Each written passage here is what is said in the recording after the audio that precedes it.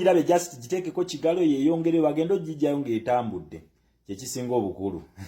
kati mbu kino Museveni kyakoze kibanyiziza nnyo mumunyiize era muli disappointed kamba buulire ekintu kimu mulaba oyo fala aweddeyo nabagamba ku stage wano wetuli Museveni option yo kayoka gyalina eryeji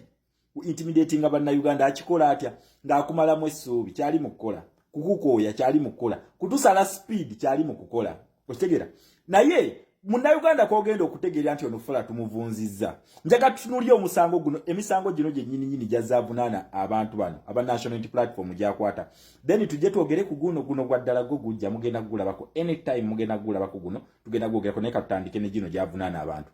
Museveni ono yatandika ng'avunaana emisango gya treason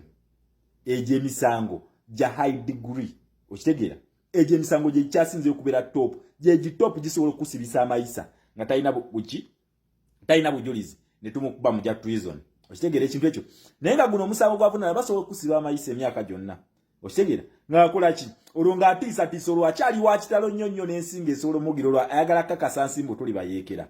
n'ava ku gwa treason Museveni n'atandika otusibangako emmundu okitegeera n'atandika okutusibako emmundu ng'akuŋŋaanya abantu awo n'apangawo ebimundu bye n'agamba bano babadde n'emmundu biki bikyagezeeko okukonvinsinga international community ntuli bayeekera ne kigaana ne tukkirira kugwa amasasi olaba nti ye adisendinga budisendinzi tayambuka ate buli wa descending ajjukira ffe tuba twambuka okitegeera buli wa descending bw'ati ffe tubeera twambuka then n'ajja we twava kugwa amasasi n'atandika otusibako bbomu ebikolerere nga ye ajja n'ategeka bino byayitanga mu baana abategekanga wanene ebyokwekalakaasa nga ye ategayo bigundi bye ebikolerere ebyo bibbomu najja nagamba bano twabakute n'ebibbomu ebikolerere okuli bamuyodi n'abalala okitegeera ng'agitusibako nakati obujulizi bukyakoze eki bukyamulema oli ayongera kukka okitegeera tuvudde ku egyo egya bibbomu ebikolerere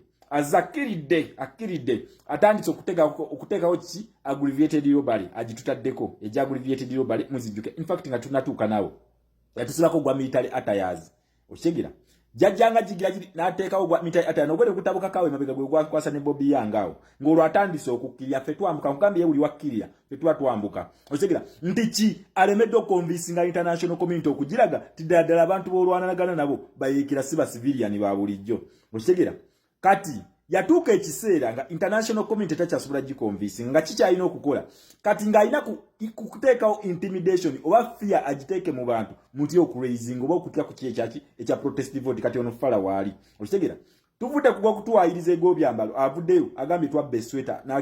okubba esweta n'essimu n'emitwalo 2 yakiyita aggravated robbery kuba nuupo bokka aggravated robbery nga n'olyo gwe bakwata n'emmundu yali agenze okunona emmundu e Kenya gwe bakwatira n'emmundu e Kenya gyali eruzira ali mu kooti za bulijjo naye Machete ali mu kooti zaki z'amagye tukkirira olwakkirira aggravated robbery naye we yatuuse n'amulya ne bano abagiteekawo bano bampuuga baani nga kibalidde bulungi nnyo ne kibalya bakkiridde wansi bakugambye okukola ddiiro kitegeeza nti Museveni alina okusooka naggalasi jiimu zonna mu Uganda kubanga zonna kyezikola tezaawukana na gy'amagye ki ekigifuula egy'amagye kugikolera mu kampu z'amagye kyekigifuula nti military drill naye ate ddiiro zonna zikkirizwa kati kwegamba okukola ddiiro mu Uganda nako kufuuse musango. This is how dense Museveni is and that is how faded this Museveni government has gone okitegeera kati gegamanyi gogumana wa people power kati bino byakola ba Eddie Mutwe tekikumala mumanyi musituke tutambule tulina okumaliriza kino ekintu ate ffe tugenda okukimaliriza ffe nyini okitegeera yagenda kuteekawo embeera yonna gyagala naye nkugambye bino byonna gwe njagala otunule engeri weight y'emisango gyazatuvunaana adisendinga budisendinzi tayongerako adisendinga budisendinzi kati senga abaana ba people power bonna abateekako gwa treason nebyamulema okubasibako emundu byamulema okitegeera bibbomu ebikolere byonna bimulemye okitegeera kati akkiridde paka mu kukola dduyiro kati asibe Uganda yonna kitegeeza buli agenda mu gym n'akola exercise oba oli mu military drills bwe obusiru bwa Museveni nabagamba abantu bano naturally basiru ekituuko ekikulu si kyekyo omusango omutuufu gujja nkiddamu guno omusango guno mugulaba gujja mu Uganda Muhoozi Kainerugaba agobye Katungi yes yeganye Katungi amweganye nabagamba omusango guno si gwa Katungi omusango guno gwa Muhoozi Kainerugaba nkiddamu okutunda enjaga n'okuguza emmundu obubinja bw'abayeekera omusango gwa Muhoozi Kainerugaba tebakusiriwaza nti gwani gwa Katungi nedda baaba ebyo certificate ebyo license ebikolere government yebikola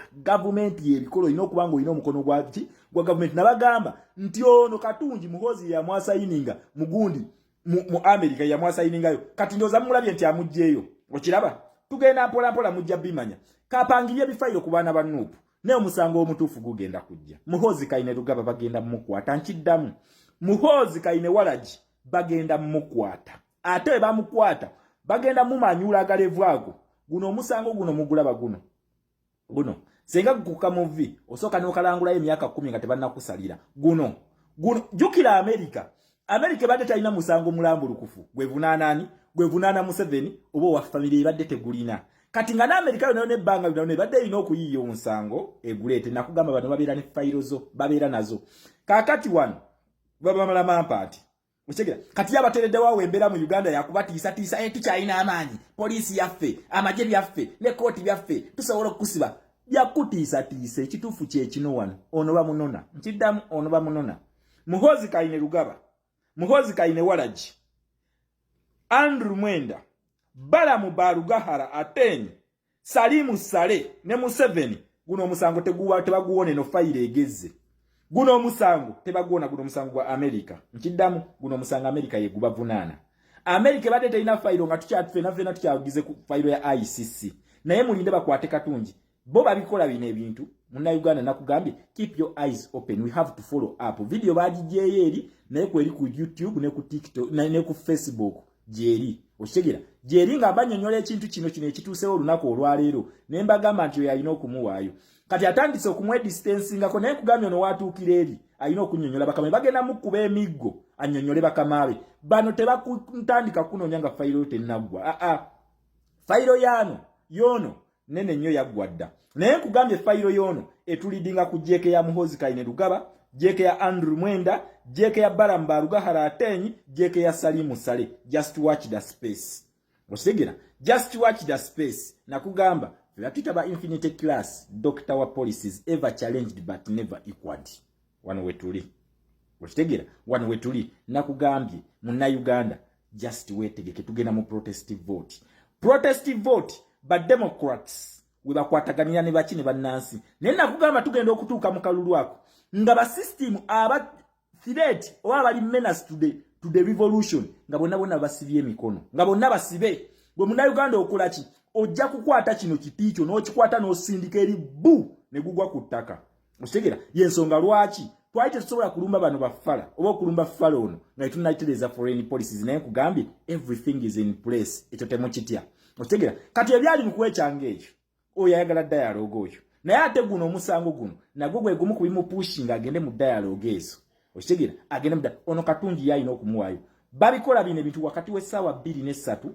bagenda kujja mu Uganda usaawa 2 ku 3 senga Muhoozi tamuwaayo bajja wakati w'essaawa 2 ne 3 amasanyalaze gavaako mubeera ne nationwide blackout evaako okitegeera nkiddamu senga Muhoozi Kainerugaba tawaayo muntu ono ebbanga ne liggwayo wakati w'essaawa 2 ne 3 njagala mukyegendereze nnyo mugenda kufuna countrywide blackout amasanyalaze gagenda kuvaako wegamala okuvaako kabeera bamuyimiridde n'amabega tegalwawo zino arrest bana basajja bakugu mu dakiika 5 babeera bakumaze nga n'ennyonyi yasimbudde dda n'egenda gagenda okuddako mu dakiika 5 ng'ennyonyi esimbudde ku airport webeera mu bbanga bwetinga etokota simanyi ne bamaliriza omukuba emiggo Muhoozi Kainerugaba oyo Kainerwalagi talina amnesty nkiddamu Muhoozi Kainerwalagi talina amnesty eri ku muntu ogu Museveni Museveni yensonga lwaki batandikiddeko ono AD oba second in command wa Muhoozi Kainerugaba mu bino bidiirwe ebyekisiru kati bino bibalamu bino ekibalamu bino kirawa kizungazunga ekyo mulinde nakyo bonna fayire ewera kabafuna n'abaana baffe ebisanga ebyekisiru tajja biprovinga naye ate omusango omutuufu weeguli nabagambe mutugoberere fayire eno fayiro tugigoberere kakati we tutuuse leero Muhoozi Kainerwalagi agobye omusajja ono mupira wa amugobye kitegeeza kyalina okuddako muwaayo senga tamuwaayo bamunona ate talina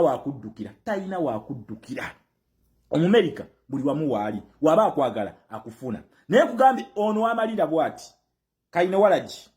oyo CDF wamu oyo Colonel General oyo atalina kyasobola nga achievement yakuba ba Edi Mutwe yokayoka gye yakakola mugenda kulaba tabbu nakugayo kuno omusango gwa ddala guno omusango gwa ddala ate gwa muhozi Kaine Walagi ne family file egezze tujja tubifollowing empola mpola nakugamba ffe we tukwata ensonga esooka